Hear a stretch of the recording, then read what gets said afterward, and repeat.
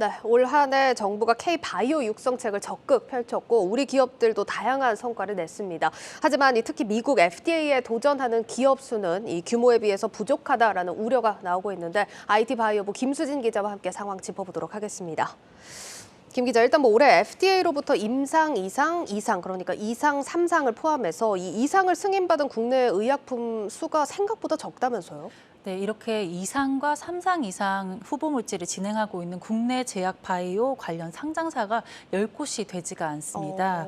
네, 상대적으로 임상 진입이 수월한 복제약인 바이오 시밀러와 1, 2상을 같이 시작할 수밖에 없는 일부 항암제를 제외한 수긴 하지만요. 국내 의약품 시장 몸집에 비해 비교적 적은 수입니다. 이게 FDA로부터 우리가 임상을 승인받았다. 흔히들 이야기를 하지만 FDA로부터 승인을 받는다. 이게 정확히는 어떤 의미를 가지고 있는 겁니까?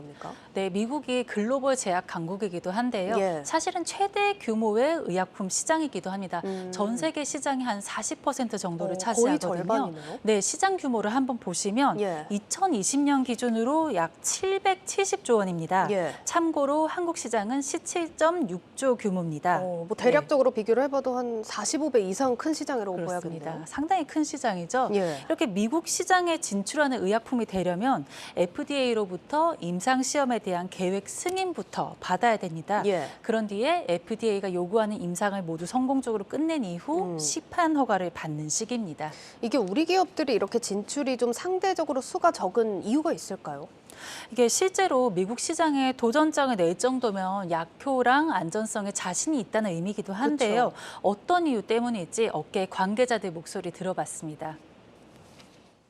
투자의 규모라든가 한국에서 규제 당국하고 대화하는 거랑 미국하고 또 다르고 시야로도 현지 시야를 써야 될 경우들이 꽤 많아요. 그런 데 대한 부담이 좀 있을 수 있을 것 같아요. 미국에서 승인을 받기 위해서는 저가 시험을 통한 다인종 데이터를 확보해야 합니다. 수천억 원에 달하는 임상 비용과 선제적인 사업화 준비가 필요합니다.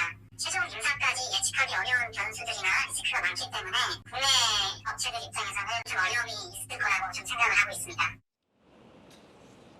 지금 들어보니까 규제부터 임상 데이터까지 환경 자체가 좀 쉽지 않다라는 생각이 드는데 그럼에도 불구하고 이렇게 노력을 해오고 있는 기업들이 있다는 거잖아요. 네, 그렇습니다. 올해 FDA 임상 2상과 3상을 진행하고 있는 그런 기업들이 또 있는데요.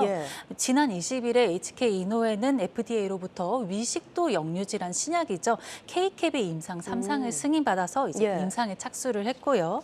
이게 이 K-캡이 국내 관련 치료제 계열 중에 가장 먼저 미국에 데뷔할 것으로 보입니다. 최근에는 애지화학 통풍 치료제 티굴릭소스타트, 펩트론의 뇌질환 치료제 프리센딘 역시 최근 FDA로부터 3상을 승인받았고요. 그 외에도 크리스탈 지노믹스라거나 브릿지바이오, 앞타바이오 등이 2상 관련해서 진행하고 있습니다. 관련해 LG화학 관계자 인터뷰 준비했습니다. 미국 FDA 승인을 받게 되면 글로벌 허가에도 속도를 낼 수 있습니다. 1,000억 이상의 매출을 기대할 수 있을 걸로 보이고 연구개발과 이렇게 선순환 구축을 통해서 지속적으로 신약을 출시할 수 있는 기반을 갖출 수 있기 때문에 미국 임상에 직접 나서게 됐습니다.